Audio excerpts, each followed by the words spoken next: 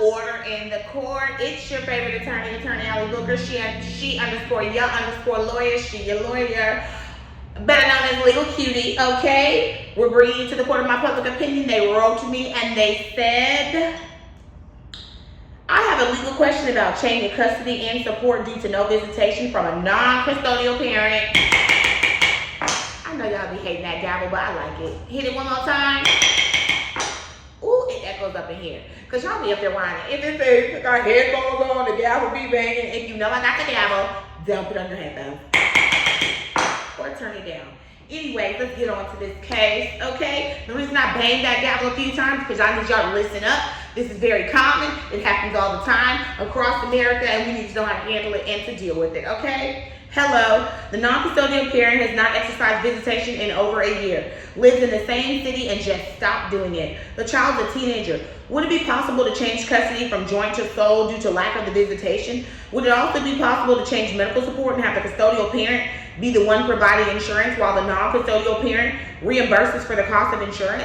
This change would be because the custodial parent is the one with the child 100% of the time, and the non-custodial parent is not always responsive. So there has been a few occasions that insurance questions come up at a doctor's office, and the custodial parent doesn't know the information and ends up with additional costs. Okay, that was a lot. We're going to address this in a twofold because they have two different questions. They tried to merge them together, but they're two separate instances and issues raised by two different statutes and or laws. So we're going to address them separately. Let's talk about the exercise of visitation in a year. Okay, so the parent has not exercised visitation in a year. There are a few things that you can do. In addition to move to increase the child support, what you can do is move for more parental rights. Yes, you are going to have to prove that it's in the child's best interest for you to have sole managing conservatorship of that child. And you're going to have to prove, it's not an easy burden at the end of the day. You're going to have to prove that it's in that child's best interest, that you are the only person that makes that child's decision. Now, an absent parent is exactly one of the reasons why a judge will hand over sole managing conservatorship. Okay, that is true, especially if that child is sick and the other parent is not active. You need to make sure that the parent that is active has sole managing conservatorship so that they can make all the decisions. You're not held up by some wayward parent that is not going to respond anyways.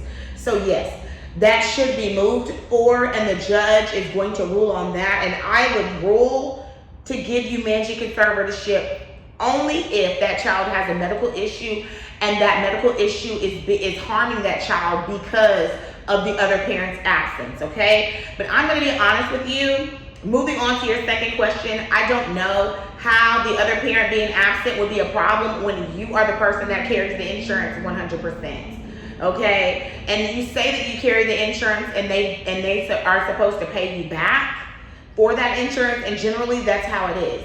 If the parent that has the child 100% of the time is the person that has to carry the insurance, and sometimes that person does because the other parent does not have access to insurance at a reasonable cost, they will have to pay you back a cash medical amount. However, if I am the parent that has the insurance cards and everything,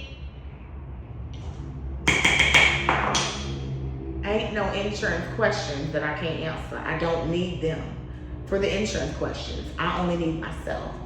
So I cannot tell, based on what you're saying, whether or not you're going to, in my opinion, succeed on this second argument. I really think a lot of it is hogwash. I'm going to go ahead and be honest with you, because you're trying to take a few missed doctor's appointments for a teenager, which we all know they are all adults, as a reason for you to have sole managing conservatorship, yet you are the person that carries the insurance, okay?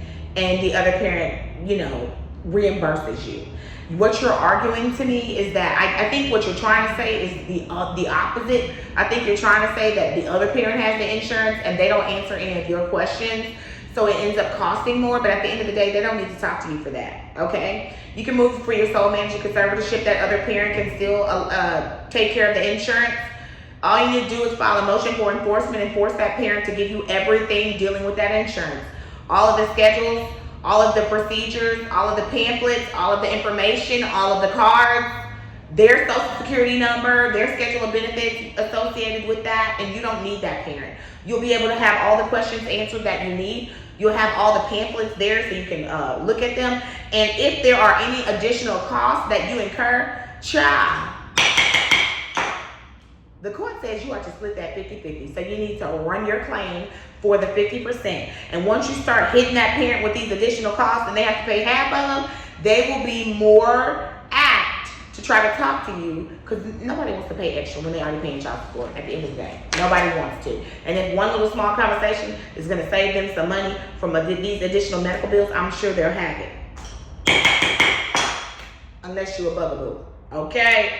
And the child is a teenager, and at the end of the day, if the child is talking to the parent, that's pretty much kind of all that's needed when they get older.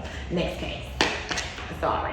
It's no need for y'all to be talking. The child can hear the messages. I hate to say that as an adult and as an attorney, but yes, it can happen. A child literally can have the relationship with both parents and it not be a problem at all once they hit a certain age. Because hell, they go where they want to go and do what they want to do anyways. At that point, they have their own life. They don't want to go to the dad's house this weekend because they want to go to somebody's party. They're able to call the dad themselves. And I think it's best that they do that and say, Dad, can I swap weekends? Can I come next weekend because I have a volleyball tournament this weekend? I don't want to miss it. And there's a party afterwards and I want to stay at Shanae's house. It's simple. Okay? But I don't need you bugaboo parents who have been bugaboos all these children's lives trying to use excuses to try to stay a bugaboo into people's teenage years. Teenagers are damn near adults at this point. They're beating up adults and they're opening up accounts. You don't need to be a bugaboo. Next case. Sitting here behind these walls, think it's time I made that call. I'm locked up and facing charges. Who gon' fight these cases for me? I called Booker Law Firm, they got the job done. They were right there for me. For more information, contact the Booker Law Firm at 713-292-2225 or visit the website at bookerlawfirm.com.